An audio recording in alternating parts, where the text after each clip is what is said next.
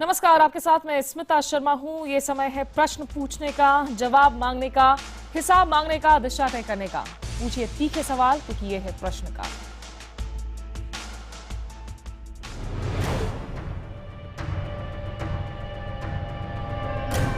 कभी पैसे के लिए, कभी कार, घर, औलाद, कभी यूं भी बिना किसी बात के।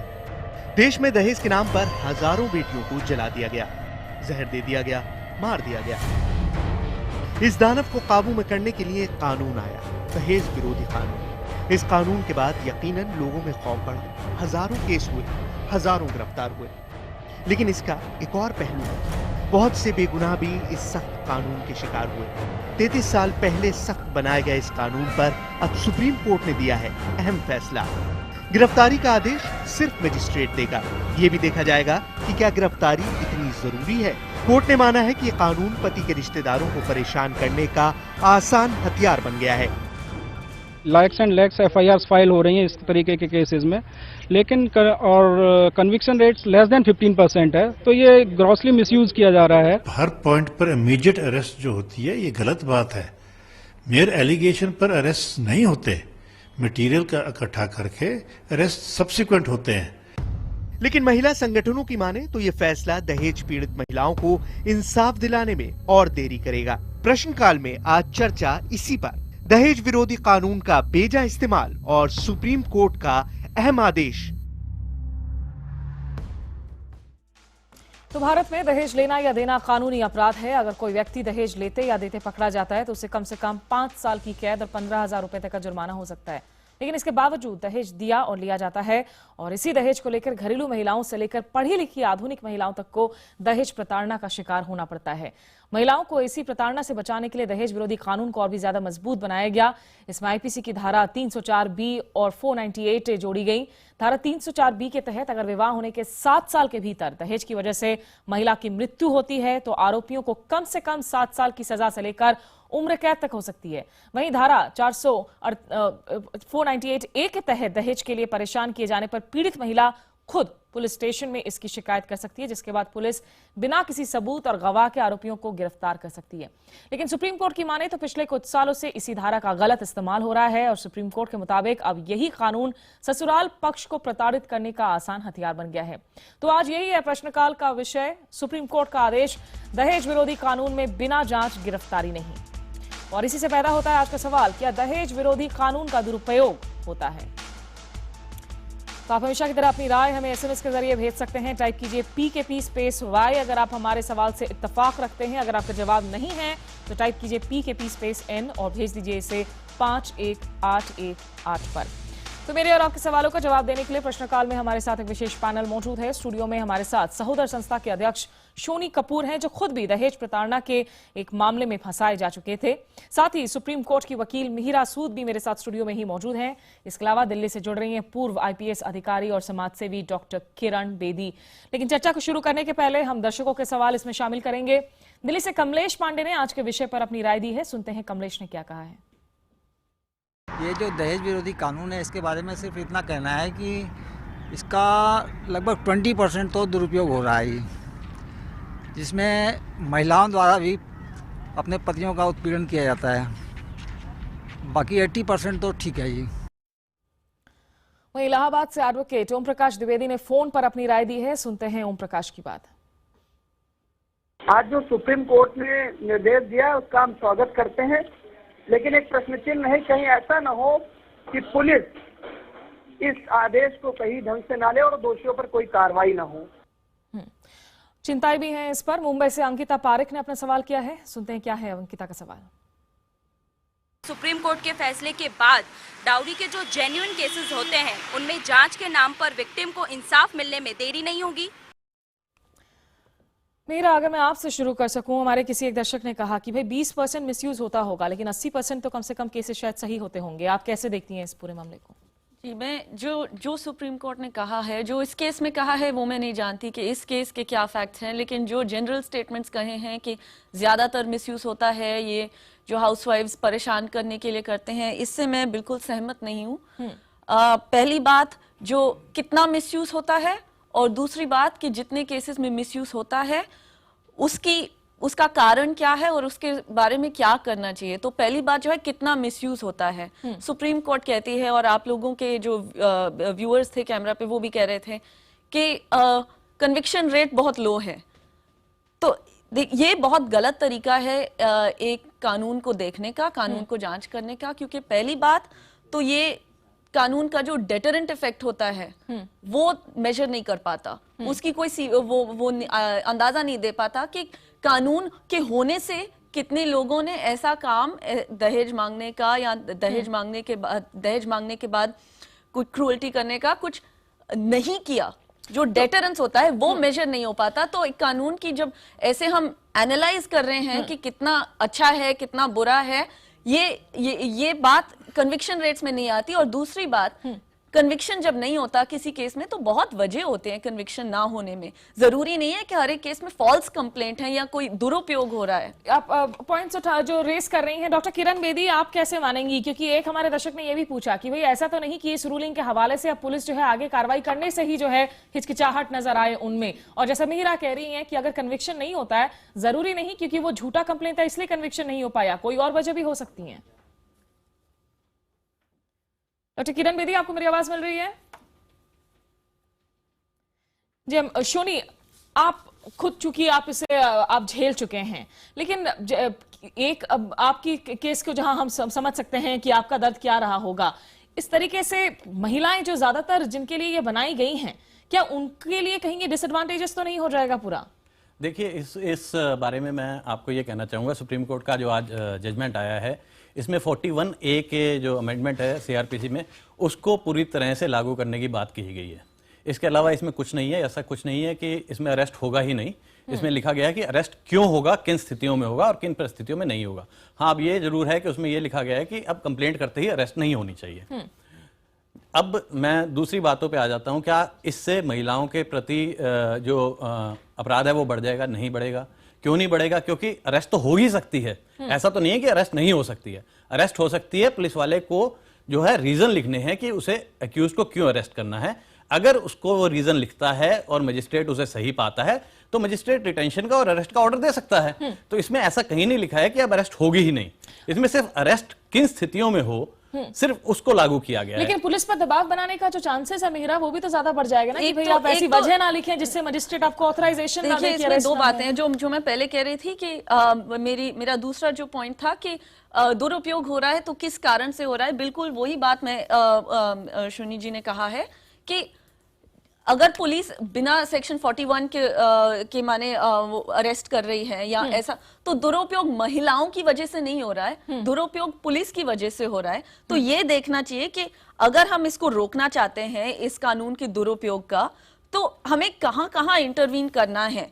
अब अगर हम महिलाओं को ऐसे दबाव में लाएंगे कि कंप्लेंट ही ना करें या ऐसे स्टेटमेंट्स बोलेंगे जैसे आज जो मीडिया में आया है, कोर्ट ने कहा कि कुछ स्टेटमेंट्स आए हैं, तो वो स्टेटमेंट्स महिलाओं पे दबाव लाते हैं, जबकि प्रेशर आना चाहिए पुलिस पे और लॉयर्स पे जो महिलाओं को इनकरेज करते हैं। किरण बेदी मेरे साथ जुड़ चुकी है, उनको मैं जोड़ना चाहूंगी। डॉक्टर किरण बेदी, क्या आपको लगता है कि आज का जो ये फैसला है इसके बाद में कहीं ना कहीं जो जेन्युइन केसेस हैं उनको इसका एक खमियाजा भुगतना पड़ सकता है, उन पर एक प्रेशर बनेगा?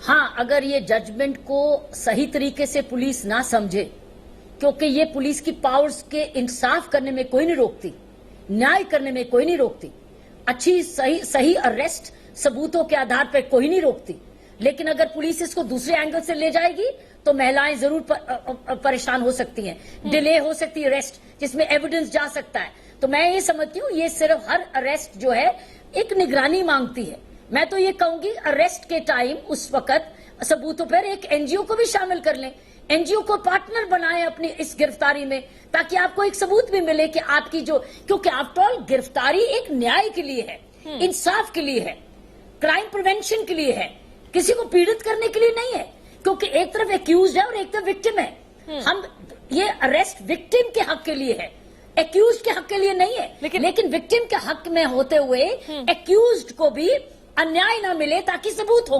तो ये इंटरप्रिटेशन की बात है, सुपरविजन की बात है। सो पुलिस की नई समझ की बात है। लेकिन अगर हम इसको गणित में समझें कि सुप्रीम कोर्ट ने कहा अब मैं क्या करूं, तो वो फिर अन्याय हो जाएगा महिलाओं के साथ। निश्चित रूप से डॉक्टर किरण बेदी बहुत पर्टिनेंट पॉइंट्स रेस करते हुए यहाँ कुछ और दर्शकों के सवाल हम शामिल करना चाहेंगे। सोशल वेबसाइट फेसबुक पर आकांक्षा रस्तोगी ने लिखा है कि सुप्रीम कोर्ट का दहेज कानून को लेकर आया आदेश देर से उठाया गया पर सही कदम है, ये आकांक्षा कह रही हैं। वहीं ट्विटर पर रमन जैन ने लिखा है कि दहेज कानून ससुराल वालों से बदला लेने और उन्हें जेल भिजवाने का हथियार नहीं बनना चाहिए। लखनऊ से चंद्रमोहन गुप्ता ने भी एक सवाल पूछा है, आइए सुनते हैं चंद्रमोहन का सवाल। जो लोग दहेज उत्पीड़न का काम करते हैं उनको कठोर से कठोर सजा मिले, इसका कानून है। लेकिन जो लोग इस कानून का गलत प्रयोग करते हैं उनको सजा मिलेगी, ऐसा कानून कब बनेगा? मेरा आप क्या कहेंगे इस पर? कानून का दुरुपयोग तो होता है, शोनी भी है हमारे सामने यहाँ पर मौजूद है एज एन एग्जांपल। जो लोग ये कह रहे हैं, पहली बात आप मुझे बताएं कि फॉल्स प्रोसिक्यूशन भी एक ऑफेंस है आईपीसी में। सिर्फ कहना कि ये कंप्लेंट इनका कन्विक्शन में नहीं हुआ, इसका मतलब ये नहीं कि फॉल्स कंप्लेंट है। आप अब हम ये लोग जो कह रहे हैं हमें बताएं कि कितने कन्विक्शंस, कितने प्रोसिक्यूशंस भी किए उन्होंने महिलाओं के खिलाफ फॉल्स प्रोसिक्यूशन का?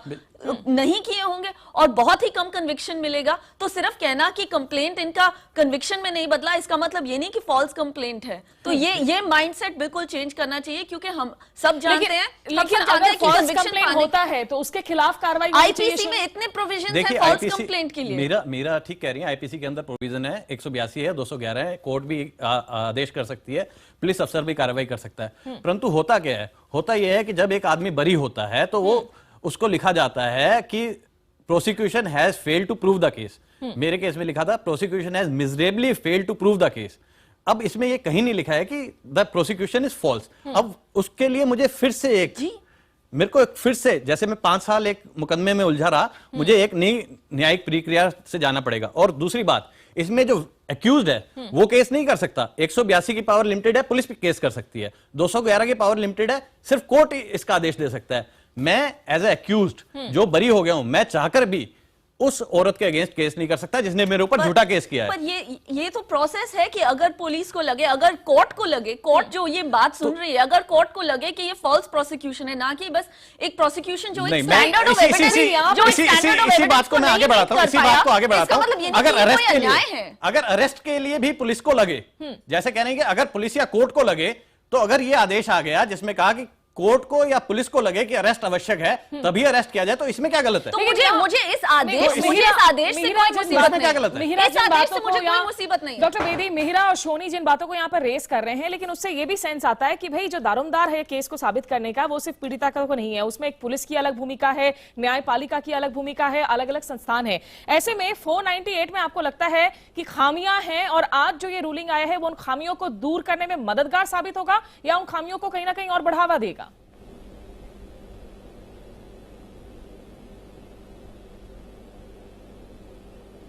डॉक्टर बेदी?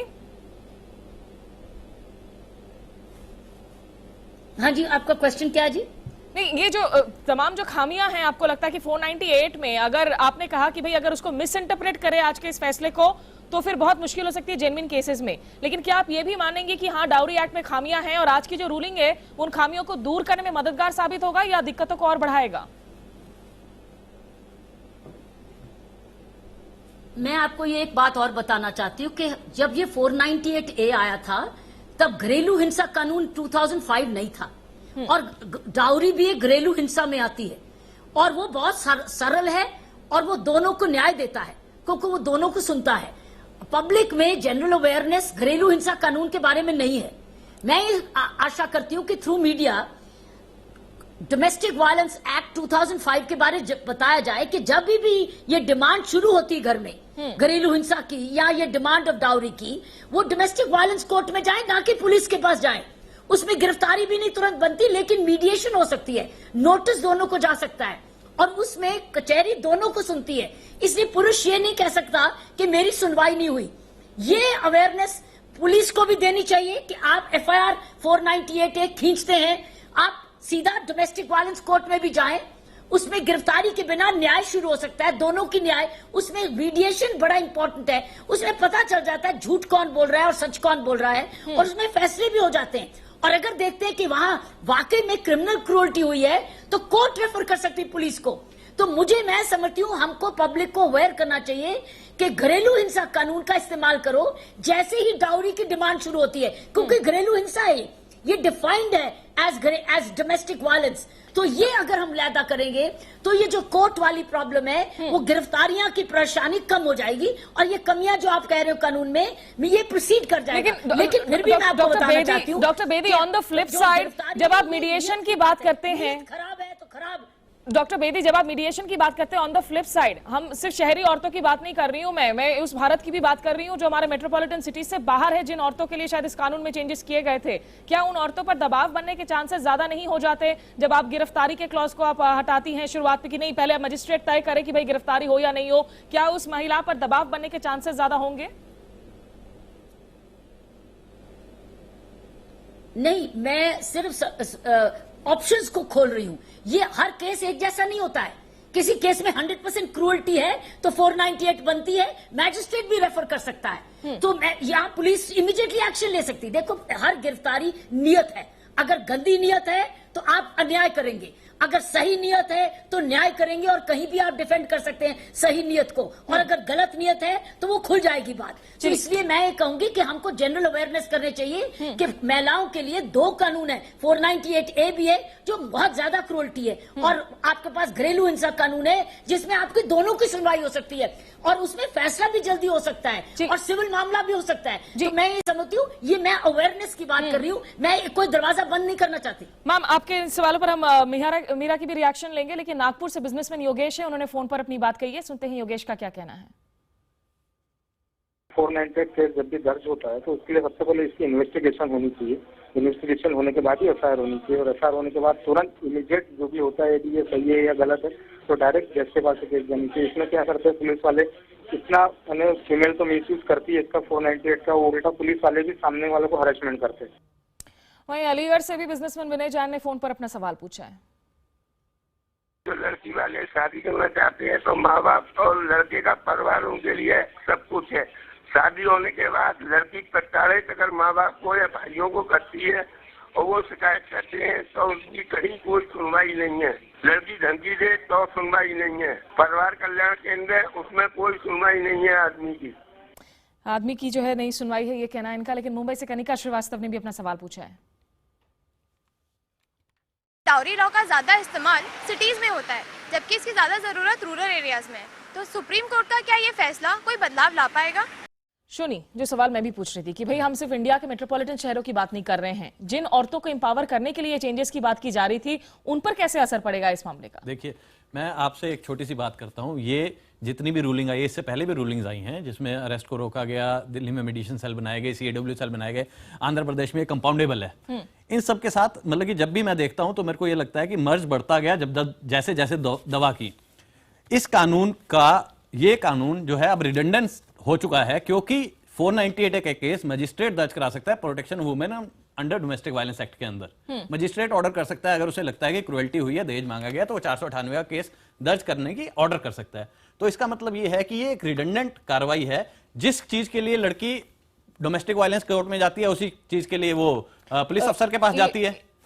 और होता क्या है, CAW सेल के प्रोसेसेस इतने लंबे हो चुके हैं और अब अरेस्ट के प्रोसेसेस भी इतने लंबे हो जाएंगे, तो एक्यूज की और विक्टिम दोनों की ही जो है छिछालेदारी होनी है। आप इत्तेफाक रखती हैं जो शोनी कह रहे हैं या जो डॉक्टर किरण बेदी कह रही थी कि भाई आप घरेलू हिंसा एक्ट के तहत जो है अब इस मामले पर जो किरण बेदी कह रही थी कि ये भी एक ऑप्शन है जिसका अवेयरनेस बढ़ना चाहिए, वो उससे मुझे कोई तकलीफ नहीं है। लेकिन ये बात की कानून रिडंडेंट है। देखिए, एक जो घरेलू हिंसा है वो एक सिविल रेमेडी है, ये क्रिमिनल रेमेडी है। और इसका मतलब अगर मजिस्ट्रेट को लगता है सेक्शन 12 के अंदर सिर्फ क्योंकि एक सिविल रेमेडी है, इसका मतलब ये नहीं है कि ये डाउरी क्रिमिनल ऑफेंस नहीं होना चाहिए।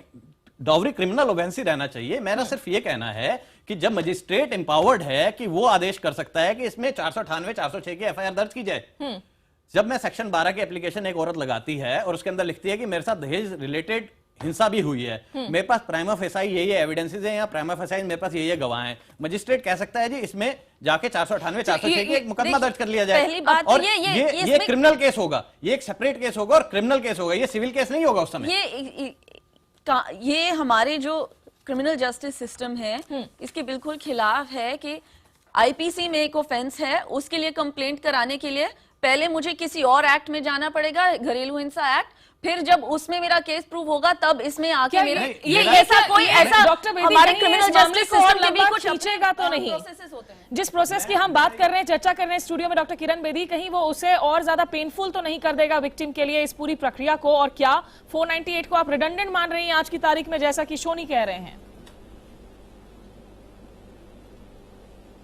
नहीं, मैं रिडंडेंट नहीं मान रही, मैं ग्रेविटी ऑफ द ऑफेंस की बात कर रही हूं। मैंने देखा है कई बार माइनर इशू, कई बार 498 इसलिए रजिस्टर कराती हैं कई महिलाएं और कई फैमिलीज जो कि एक्चुअली एक कंक्लूजन पे लाना चाहती हैं वो फैसला, क्योंकि डाइवोर्स हमारा इतना डिलेड है कि एक प्रेशर भी क्रिएट करती है और कई बार वो कंप्लेंट जायज होती है लेकिन इतनी क्रूअल नहीं होती है, इसलिए वो केस फेल हो जाता है क्योंकि बीच में फैसला हो जाता है, क्योंकि एफआईआर दर्ज हो गई, गिरफ्तार हो गए, जमानत भी हो गई। तो कई बार 498A एक प्रेशर बिल्ड करने के लिए भी होता है। मैं कह रही हूं हर एक तरीके की हर कंप्लेंट अलग होती है, कई बार बहुत जायज होती है जिसमें पुलिस न्याय करती है, कई बार कंप्लेंट ही ऐसी होती है एग्जैजरेटेड जो पुलिस के पास एग्जैजरेशन का एविडेंस नहीं होता, जिसकी वजह से वो केस फेल हो जाते हैं, लेकिन वो प्रेशर ग्रुप बन जाता है एक डाइवोर्स की तरफ या फैसला करने के लिए तरफ, जहां लेने देने करके फैसला कर लो, म्यूचुअल कंसेंट कर लो। सो हर कंप्लेंट अपने तरीके की कहानी होती है, आप इसको जेनरिक नहीं कर सकते, क्योंकि मैंने सारी उम्र यही देखा है, इसलिए मैं आपको बता रही हूँ। तो हमको हर एक टूल को समझना चाहिए कि हमारे पास अलग अलग टूल्स हैं, लेकिन इन टूल्स को इंप्लीमेंट करने के लिए बीच में जो लोग आते हैं उन पर भी निश्चित रूप से सवाल खड़ा होता है। यहाँ ट्विटर पर अभिषेक कुमार ने लिखा है कि दहेज लेने के साथ दहेज देना भी अपराध है, लेकिन पुलिस ने दहेज देने के मामले में आज तक आखिर कितने केस दर्ज किए हैं? वहीं IBNखबर.com पर हमारे एक और दर्शक हैं सुशील, इन्होंने पूछा है कि क्या दहेज और रेप कानून में हमारी पुलिस लकीर का फकीर बनकर काम नहीं करती है? मेरा अहम सवाल, जिससे हमने कहीं शुरू भी की थी चर्चा, पुलिस के ऊपर इतना कुछ अगर निर्भर है, अगर उनका जो नजरिया हर केस को इंटरप्रेट करने का वो अपने हिसाब से करेंगे, कानून में आप कुछ भी बदलाव कर ले, क्या उससे किस हद तक फर्क आएगा? देखिए, इसी में जो कोर्ट्स कहते हैं, जो अदालत कहती है पुलिस को, वो बहुत महत्वपूर्ण है। तो जैसे ये कह रहे थे कि पुलिस को सिर्फ आदेश दिया गया है कि सेक्शन 41 को स्ट्रिक्टली फॉलो करना चाहिए, उससे मुझे कोई तकलीफ नहीं है, लेकिन जो एक्स्ट्रा स्टेटमेंट्स मीडिया में आए हैं कि कोर्ट ने बोले हैं कि यही ट्रेंड है, ये डिसग्रंटल्ड हाउसवाइव्स ऐसे ही करती हैं और इसे रोकना चाहिए, जो लोग गिरफ्तार तो ये जो एक मिनट अब हम हमारी बात भी सुनिए कि जो ऐसे एक्स्ट्रा स्टेटमेंट्स हैं वो एक ऐसा माहौल बनाता है जो महिलाओं के लिए बहुत भारी पड़ेगा, बहुत महंगा पड़ेगा, क्योंकि पुलिस पे दबाव ये आएगा कि ये नहीं आएगा कि सेक्शन 41 को बिल्कुल अच्छे से फॉलो करो, दबाव ये आएगा कि इन केसेस को मत रजिस्टर करो। तो ये मुसीबत है मुझे तो ये जो एक्स्ट्रा स्टेटमेंट्स कोर्ट ने कहे हैं और जो अपनी ओपिनियन डाली है, जो मतलब बिल्कुल केस के बाहर है, उससे मुझे मुसीबत है। शोनी, आप मानेंगे इससे कि पुलिस को नहीं, इसमें ऐसा कुछ नहीं है,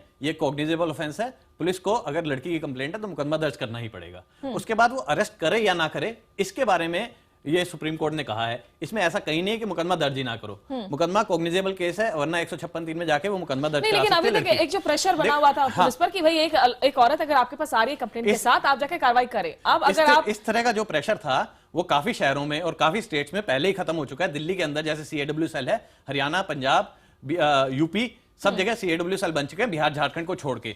जहां तक प्रेशर की बात है, हर एक आदमी को पता होता है मुकदमा रजिस्टर होने से पहले कि मेरे ऊपर मुकदमा रजिस्टर होने वाला है। आज की तारीख में बहुत बड़ी पॉपुलेशन को पता होता है कि मेरे ऊपर मुकदमा दर्ज होने वाला है, वुमेन सेल में कंप्लेंट जा चुकी है, उसको जो भी रेमेडीज लेनी होती हैं बेल की या नहीं भी लेनी होती है, वो समय लेना चाहे तो वो ले सकता है। तो इसलिए अगर आपको ये लगता है कि मुकदमा ही दर्ज नहीं होगा तो ऐसा कुछ नहीं होने वाला। ये बहुत ही नाइव व्यू है। जो जैसे वकील होते हुए मैं बहुत ही ऐसे पीड़ित महिलाओं के साथ काम करती हूँ, और ऐसा व्यू कि सिस्टम बिल्कुल वैसे चलता है जैसे बुक्स में लिखा है, ये बहुत ही नाइव व्यू है। वो बिल्कुल होता नहीं है। लेकिन डॉक्टर किरण बेदी, जो सवाल हमने पहले भी हमारे पैनलिस्ट से पूछा कि भाई अब इस रूलिंग को अगर आप पूरे इंडिया के कॉन्टेक्स्ट में देखें कि भाई सिर्फ उन मेट्रोपॉलिटन शहर की हम बात नहीं कर रहे हैं या कुछ अर्बन पॉकेट्स की बात नहीं कर रहे हैं जहां आप मिसयूज की बातें कर रहे हैं, लेकिन जो वीकेस्ट सेक्शन ऑफ सोसाइटी में अगर हम उन महिलाओं की बात करें जिनके लिए कहीं ना कहीं ये जरूरी था, दहेज हत्याओं की भी अगर हम बात करें, लगातार पिछले 2 साल में 8000 से ज्यादा दहेज हत्याओं का केसेस आया है। उत्तर प्रदेश, बिहार में ये केसेस हाई हैं। वहां किस तरह से असर पड़ेगा इस रूलिंग का? कोई असर नहीं पड़ता अगर पुलिस ऑफिसर की नीयत साफ है और वो समझदार है।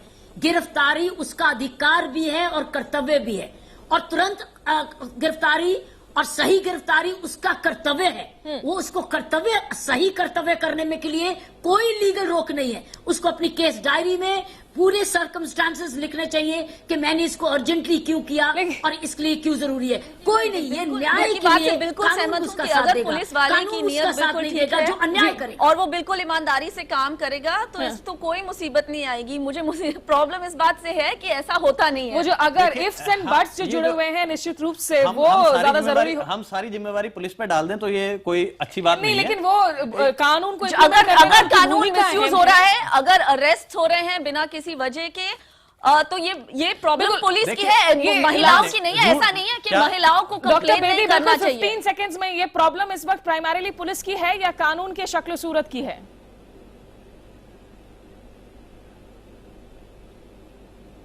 डॉक्टर बेदी, आखिरी कमेंट्स। ये प्राइमरीली ये प्रॉब्लम 498 का मिसयूज ये कानून की प्रॉब्लम है या पुलिस के रवैये की प्रॉब्लम है?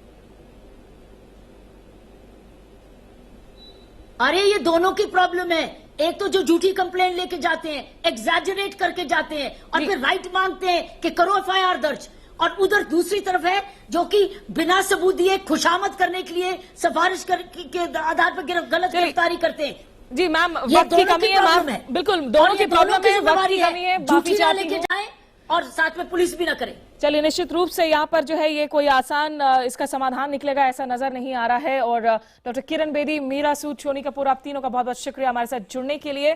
फिलहाल बात आज के सवाल पर एसएमएस के जरिए मेरे लोगों की राय की। हमने सवाल किया था कि क्या दहेज विरोधी कानून का दुरुपयोग होता है।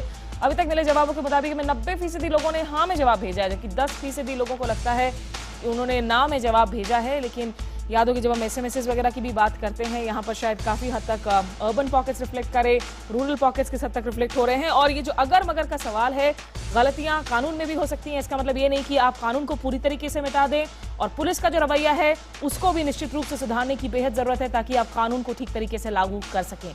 ये था आज का प्रश्नकाल। अब शुक्रवार रात 8 बजे फिर मिलेंगे एक नए मुद्दे के साथ। अगर आप हमारे साथ इस कार्यक्रम में जुड़े तो बहुत बहुत शुक्रिया। नमस्कार।